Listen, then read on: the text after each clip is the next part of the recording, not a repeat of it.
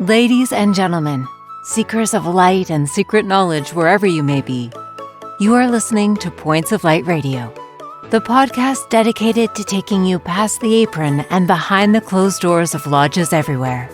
And here is your host, Stan Miller. Greetings, brothers and sisters. Shalom, assalamu alaikum, adnastana. As always, it's a pleasure to be back with you here on Points of Light Radio. It's also a pleasure to be, shall we say, breaking some new ground today. We are going to be featuring an organization that we have never featured here on Points of Light Radio before, and that organization is the Incorporation of the Masons of Glasgow. Now, if you recall on previous segments of Points of Light Radio, we have fellowshipped with members of, shall we say, the Hammermen of Glasgow. We did that on the October 13th and November 18th, 2022 segments of Points of Light Radio. It has been that long ago, brothers and sisters. It really has been hard to believe, right? We've also fellowshipped with the Incorporated Trades of Edinburgh during a segment on December 4th, 2023. There again, it's been a while since we featured the trades here on Points of Light Radio. If you haven't seen those particular segments, I do encourage you to go back and view them because it will line up quite well with what you're going to see today. But just to give you some insight, the legend has it that the Incorporation was established to protect the stonemasons in the city of Glasgow from poor workmanship when the Glasgow Cathedral was being built, and King Malcolm III in 1057 incorporated the Masons of Glasgow under the Royal Charter to protect the citizens of Glasgow from unskilled, quote, unskilled and insufficient workmen, end quote. Now, beyond that, I really don't know a whole lot about the organization, so I'm going to be learning along with you today. Now, here to shed light on the Masons of Glasgow is Grant Macleod. He's the late Deacon of the Incorporation of the Masons of Glasgow. And you know what? This sounds very intriguing, so I'm looking forward to fellowshipping with this gentleman. So, as I always ask you, are you still thirsty for knowledge? Are you still searching for the light? Then you just trim your lamp and follow me. Mr. Macleod, welcome to Points of Light Radio. Thank you.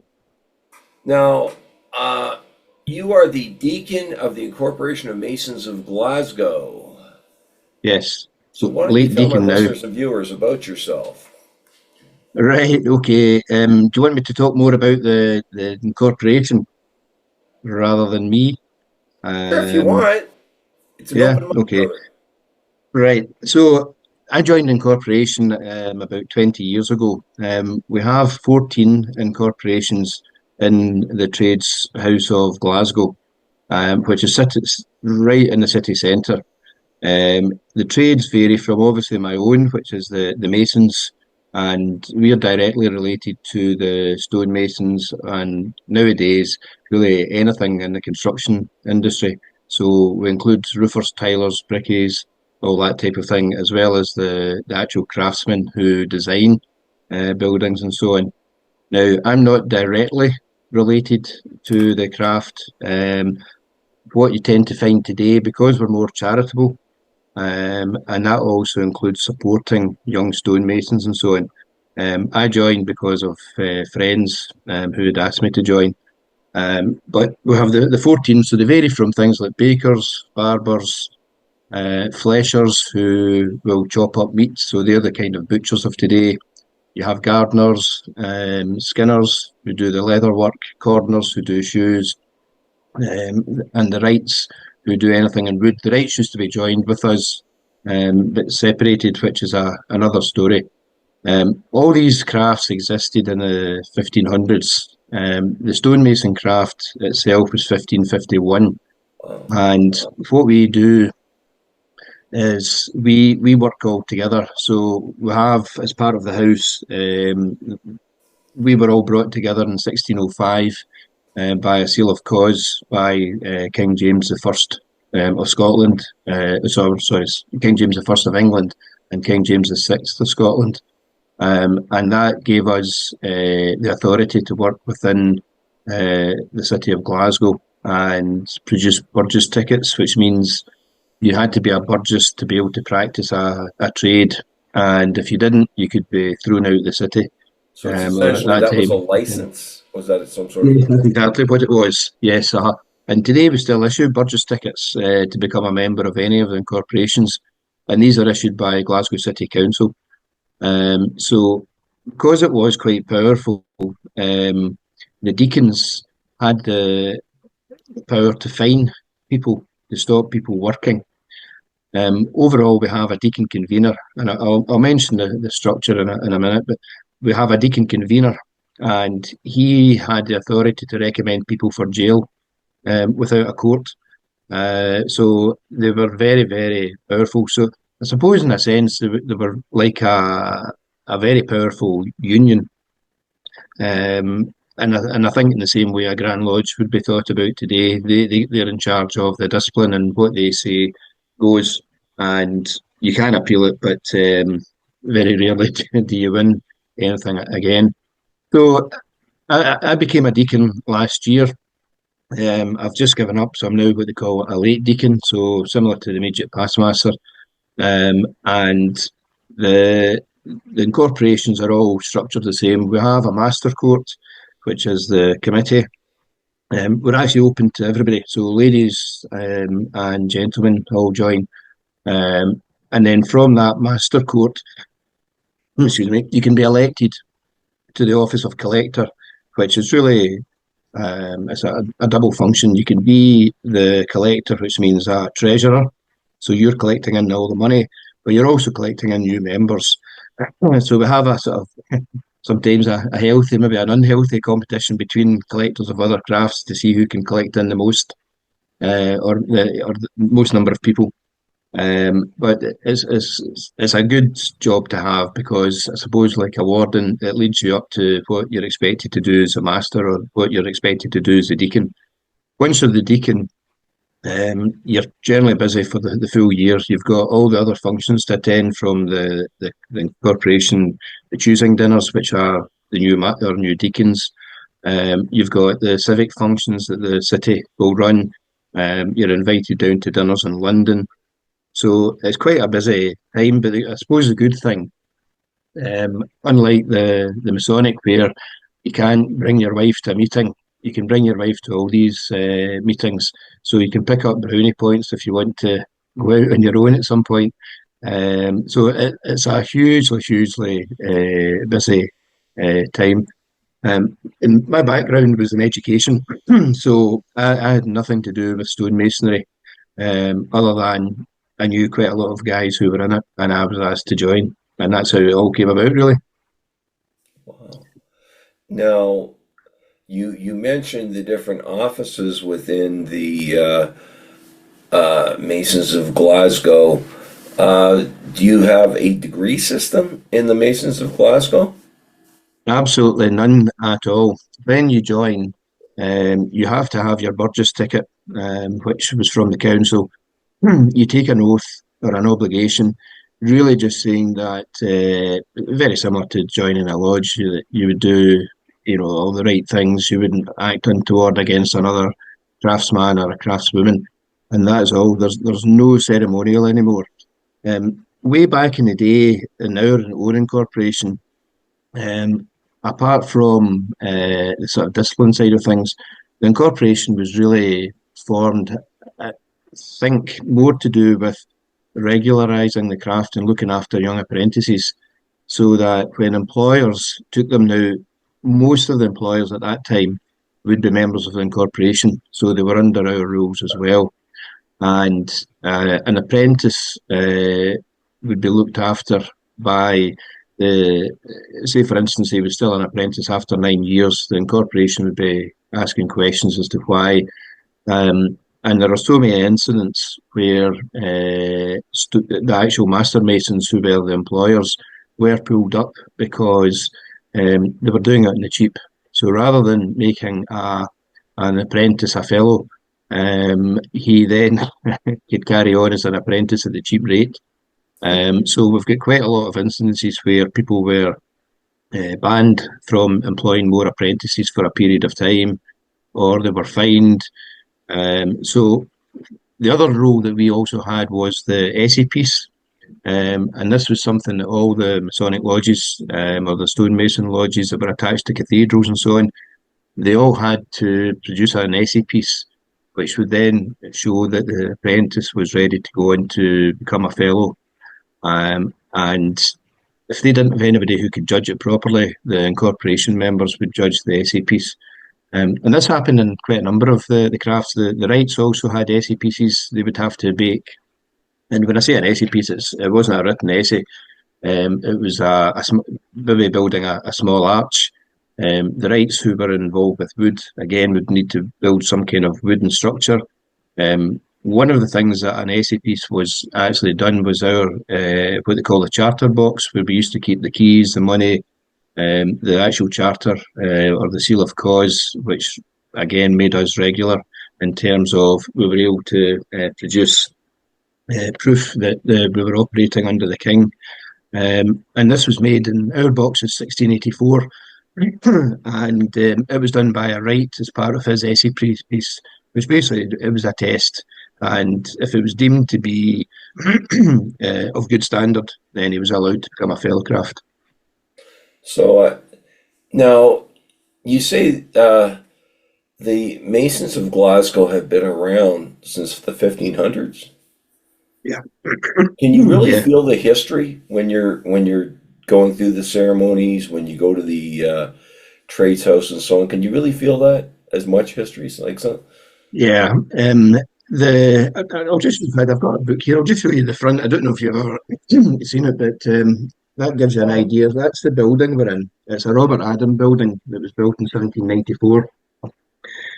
We have, I suppose, similar to Grand Lodges, you've got the Grand Lodge room, or what we call the Grand Hall. You walk into the Grand Hall and you still get a buzz because you've got these old paintings from, I suppose the most recent will be the early 1900s, but they go back to when we had the almshouse up at Glasgow Cathedral, which would be the 1600s. There are some paintings there that we don't actually know the date. We should probably get them dated, but we've never bothered because they're on the wall. We don't move them. And these are early 1600s, mid 1600s. So there is a massive sense of history when you go into the place. I'm one of the tour guides, and I don't know how many people we've taken in, and they just stand and look in amazement at the Grand Hall. We even had a primary school doing a tour, and the kids walked in and they all burst out and went, "Oh wow! Look at the big pictures!" I think they were just absolutely amazed. And we have a dome that's huge in the centre. That again it's like a double dome. We've got the outside dome, but we've got the inside dome as well for the lights. That's part of it. It's probably not the best picture, but it gives you a rough idea. But the paintings themselves are phenomenal. So we do have some Masonic orders. There's a couple of lodges that meet in the hall. Good. The Royal Order itself meets in the hall. The 18th to 30th meet in the hall as well. And it really does give a sense of, I suppose, ancientness, for want of a better word. It's phenomenal. It really is. And now I understand, like with some of the other guilds that you have there, they have a parallel guild in places like Edinburgh. Now, does the Masons of Glasgow have a parallel organization in Edinburgh or any other place? Well, we're really completely independent. Edinburgh has some trades as well. We generally don't link with them at all. We're self-sufficient. We look after what's now called Greater Glasgow. So with Glasgow having expanded over the years, It now includes some of the other royal boroughs. So Rutherglen's part of it, Govan, and various other places like Partick that are possibly well known. And we now look after that. Now, in any one year, we will be giving a minimum of £800,000 to charity. We're quite a wealthy set of crafts, I suppose. And our not main role, but one of our roles is the charitable side of things. Now, it can be all sorts of charities. It can be kids' charities. We have what's called the Commonweal Fund, which is the old word for Commonwealth, and it looks after any charities that write into us. Individually, the crafts also look after old members. We also look after some of the young stonemasons. We award prizes. The best stonemason that's recommended by the college will receive an £800, I think it's 900 now, box of working tools. We try to sponsor some of the stonemasons if they're going down south to do courses where residential courses might cost quite a lot of money.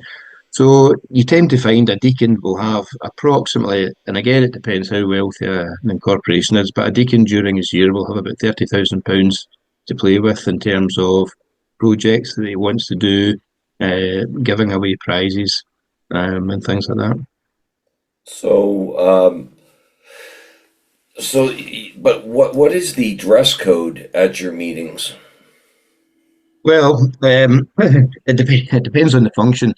We have what we call things like Candlemas socials. So Candlemas is just the time of the year. It's the old Candlemas is more from the university, the legal terms in Glasgow from a long, long time ago.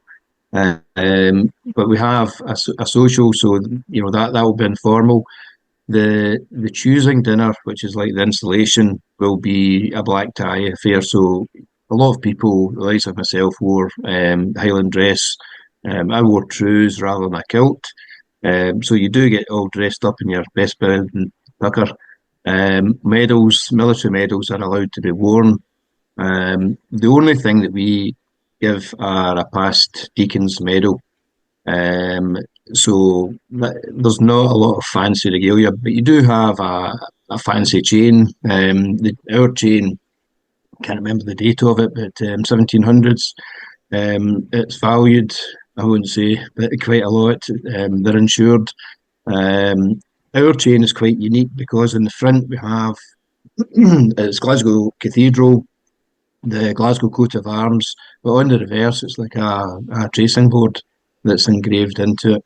And that's really to link with there's a lodge in Glasgow called the Lodge of Glasgow St John number 3 Biz, and they got the number 3 or the Biz just to say there's another one.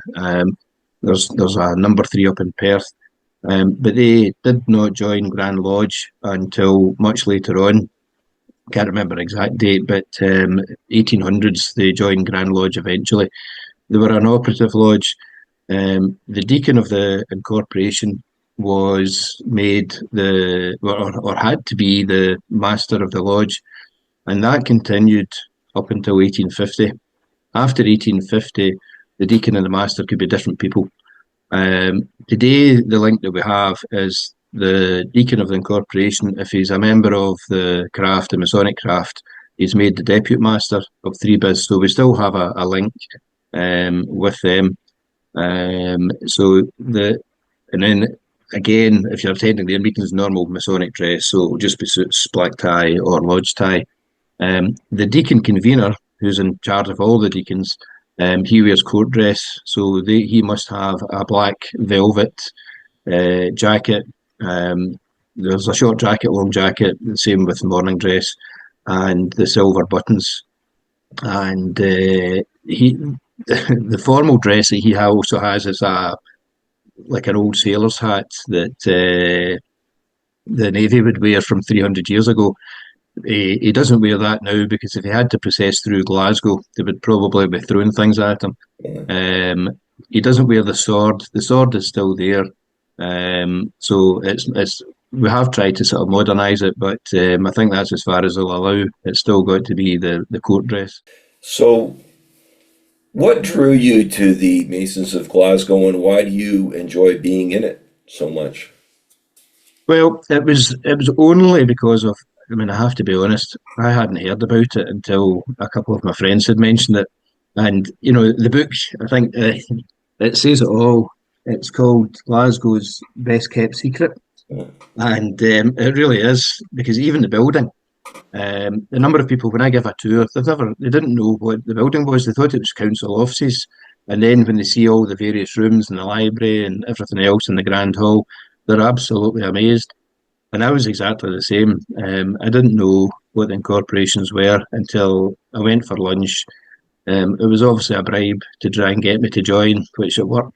But then once I had joined and got into the master code and realised what it was with all the good work that's done, especially for young stonemasons, because it's something I'd never been involved with stonemasonry or anything of a physical nature.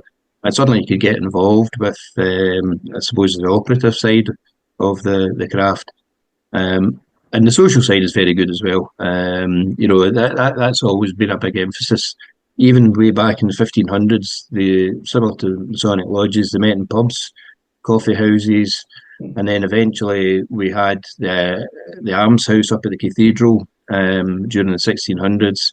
And again, that's when they all met in there. And they would visit each other in corporation, especially if they were in other pubs. And it wasn't unusual for them to be 2, 3 in the morning by the time they got back. There's even records of some being disciplined the following day because they didn't turn up for work or they weren't fit to work. So I think these things have carried on a wee bit. So I think just from the point of view that it's very much, I suppose, a brotherly or sisterly love is involved. There's a good, as we tend to say, there's a good crack. There's a good atmosphere. Everybody that I've come across has been very helpful, decent people. So that's the main attraction, I think, for me. And obviously being a Freemason as well, the Mason craft or incorporation was particularly relevant. Well, sir, I appreciate your time today. All the best to you and the Masons of Glasgow. Thank you very much, Dan. Pleasure to be here. Thank you. Bye-bye. Wasn't that interesting, brothers and sisters? I love this. When I look at organizations such as this one, and you heard me say this to our guest,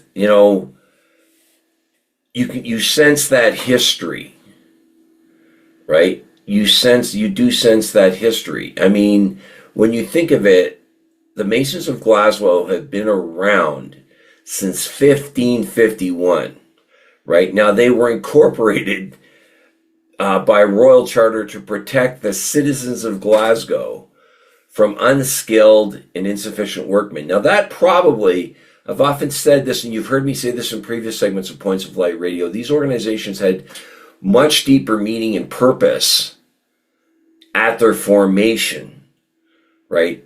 We did this segment in a previous segment of Points of Light Radio when we talked about the different meanings of the degrees, right?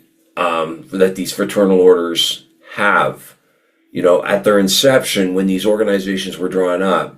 Their degrees and their purpose had a different meaning. And you can understand the history behind, as our guest spoke, you could understand the history behind this organization. The Masons of Glasgow, wow. They that sense of history I got as our guest spoke was so poignant.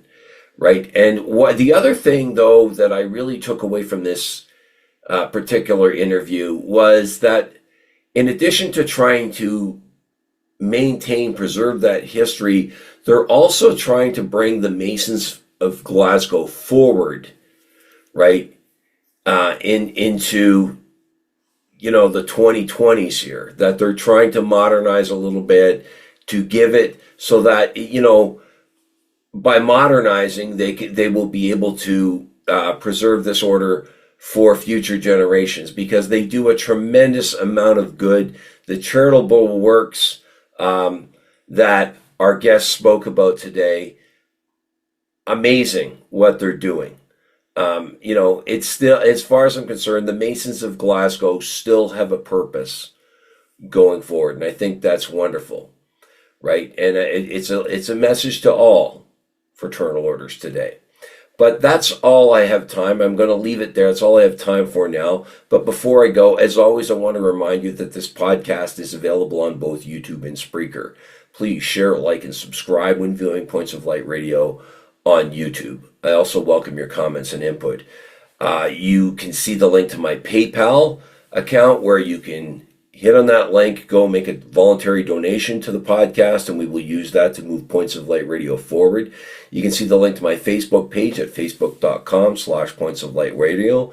My X handle is at PO Light Radio. My Bluesky handle is at polightradio.bsky.social. You can see the link to my Spotify channel, as well as my Points of Light Radio store. Brothers and sisters, it's been a pleasure fellowshipping with you and learning from our guests today. And until we meet for further fellowship, just step into the light.